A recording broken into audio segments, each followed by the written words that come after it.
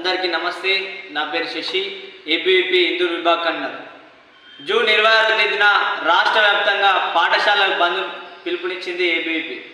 ఎందుకంటే రాష్ట్రంలో ప్రభుత్వ పాఠశాలలో మౌలిక వసతులు కల్పించాలని, ప్రైవేట్ కార్పొరేట్ పాఠశాలల్లో ఫీజుల దోపిడీని నియంత్రించి ఫీజు నియంత్రణ చట్టం తీసుకురావాలని, ఒక పేద విద్యార్థి చదువుకునే విధంగా ఫీజు నియంత్రణ చట్టం తీసుకురావాలని, అదేవిధంగా ప్రభుత్వ పాఠశాలలో ఉపాధ్యాయుల కొరత లేకుండా చూడాలి, ఇంకా ఎంఈఓ డిఓ అధికారులను వెంటనే నియమించాలి, మెగా డిఎస్సి ద్వారా 24,000 టీచర్ పోస్టులను వెంటనే భర్తీ చేయాలి, ప్రభుత్వ పాఠశాలలో మధ్యాహ్న భోజన పథకంలో జరుగుతున్న అవకతవకలపై విచారణ జరిపి నాణ్యమైన భోజనాన్ని విద్యార్థులకు అందించాలి, ప్రభుత్వ పాఠశాలలో అటెండర్లను స్వాంజర్లను నియమించాలి, ప్రైవేట్ కార్పొరేట్ పాఠశాలలు ఈరోజు యూనిఫామ్స్, బుక్స్, పుస్తకాల పేరిట ఫీజులను దోపిడీ చేస్తూ ఉన్నారు.